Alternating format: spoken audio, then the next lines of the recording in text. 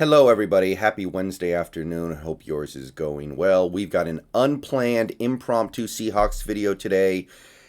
Things are happening. A lot of things have been said and announced over the last 24 hours with regard to the Seahawks team, and because this upcoming Sunday features a game of such massive importance, I wanted to go ahead and make a little extra content this week. So this is going to be an extra video. The Wagner Watch will be coming later today. After I shoot this video, I'm going to be getting out of here for a little bit to run some errands, but I wanted to go ahead and throw this content up because we have gotten some interesting updates over the last 24 hours about the status of some potential Seahawks reinforcements. And unfortunately, a lot of the news is bad. But news is always news, good or bad, so I wanted to go ahead and address it in a video. So, the big one. Last night, I was streaming Viscera, I was streaming Fishing Simulator, I was streaming Dragon Quest, all this stuff, and we got some very unfortunate and tragic news. I'm sure everybody watching this video has already heard this, but Josh Gordon had some form of relapse in his rehabilitation, or he didn't fulfill some prerequisite to his reinstatement to the league. And I'm not going to say too much about the particulars of what may have happened because we don't know yet. We don't know if he relapsed. We don't know if he didn't fill out some piece of paperwork. We don't know if he didn't attend enough hours of meetings with some therapist. We don't know what it is. But all we know is he is currently not going to be allowed to play football with the team come game time. So Carroll commented on it very recently, actually, less than an hour ago. He didn't go into any details. He just said, we will see what happens next week, which tells me that there is a possibility this ends up being a very minor thing.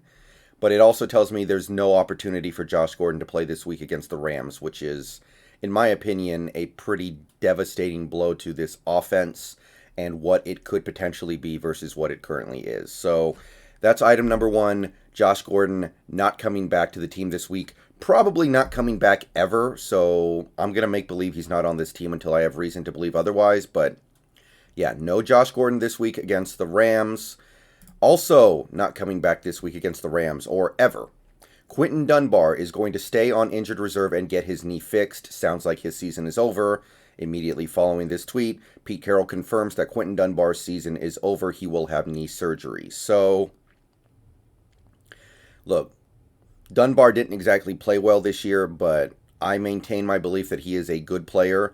I believe that when he's 100% healthy, he's better than DJ Reed and possibly better than Shaquille Griffin, especially Shaquille Griffin this year. So this is a blow. I'm not happy about it. I don't think any Seahawks fan should be happy about it. Another offseason move that I actually kind of liked bites the dust because officially Quinton Dunbar, we gave up a 5th round pick to bring him in, and he gave us 1 interception to help win the Patriots game and 1 game that will be forever installed in the annals of the Hall of Shame against Buffalo. Big reason why we lost that game. And other than that, I can't say too much about the season Dunbar played because what a headache this guy ended up being. So right away, 2 big pieces of reinforcement going into this weekend are off the board. No Gordon, no Dunbar. Those are 2 guys I was counting on. So right away, I'm not feeling very good about the way this week is going. We are down 2 guys. I thought we were going to be up this week. All right, moving along, however, we have Carroll commenting that Dunlap is now fully practicing in full mode, which is good. And more importantly to me, more interestingly to me, he did give a little update on Brandon Shell. They say they're going to wait until later in the week, which I'm not super optimistic on, but I do have a pretty good feeling he's going to play this week, and we need him because I know Cedric O played pretty well against Washington, and I know maybe he's slowly starting to work his way into some level of competency, but I want my starters against this Rams team. This Rams front is good. This Rams defense is good. I want my starters. So Brandon Shell, we're going to have to wait and see. I think this is somewhat encouraging, but not overly encouraging. So The Dunlap news is at least unimpeachably good, so there's that. All right, moving along to the next piece of news, we have Greg Olsen, and we have some good news here. Every indication we have is that Greg Olsen is ready to go for this week. He will be a full go in practice today. He could take the roster spot that is open with the Josh Gordon situation, and it looks like he's going to be 100% ready to go for this Rams team. And look, I'll be the first person to tell you that Greg Olsen signing looks like a big mistake right now. He hasn't done much for this team. He hasn't fit into this offense that well. For every good play he's made, it seems like he makes another bad play, like a penalty or a drop or something, running the wrong route. I'll never forget that Cowboys game he played where, well, not the Cowboys game, but I think Dolphins game. Well, it was one of those games where he just seemed like he kept running the wrong route over and over and over again.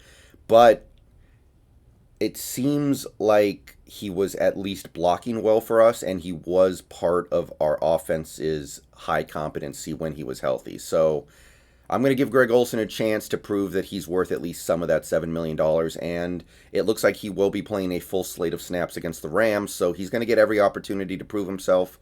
All right, next up we have Darrell Taylor. This is another reinforcement that people have been talking about lately that may potentially come to the team late in the season.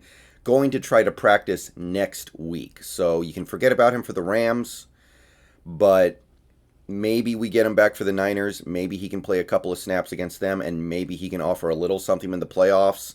I'm not overly optimistic about this one personally, but hey, it's a possibility. And fresh legs this late in the season, you don't want to completely discount that. Philip Dorsett, here's a name that a lot of Seahawks fans may have forgotten about, but to those of you who were asking about him in stream last night, here's the latest news. Out of the boot and working out, but still a ways away from practicing. So I'm still not counting on Philip Dorsett doing anything for the Seahawks this year. So I would cross him off and pretend he's not on the team, just like with Josh Gordon. And sorry if you can hear my pets back there. They're being very ornery right now. Here's another little piece of news that I want to throw out there before we wrap up this video. Trey Flowers designated to return to practice along with Bryan Mone. And these are two players that Seahawks fans don't give a lot of credence to, especially Trey Flowers because he's played so bad in many games this year. And Bryan Mone is kind of an afterthought right now. But I'm telling you, Trey Flowers was playing semi-competent football there before he got injured, and Bryan Mone was actually developing nicely as a third or fourth defensive tackle for this team. So if we can get those guys back, I think that means something. Not a lot, but it means something. And if you go to this final tweet I want to look at here, Carroll says that Mone looked really good in the walkthrough today and has a chance to get back this week. And I'm telling you, if that can just take a little bit of the load off of Jarran Reed and make life a little easier for him and allow him to play maybe even 10 fewer snaps per game, I think that's significant. And Trey Flowers, too. I'm not going to discount anything, especially with Dunbar not coming back, it looks like. So, look, the news this week has been, the last 24 hours has been kind of rough. There is some good stuff in here.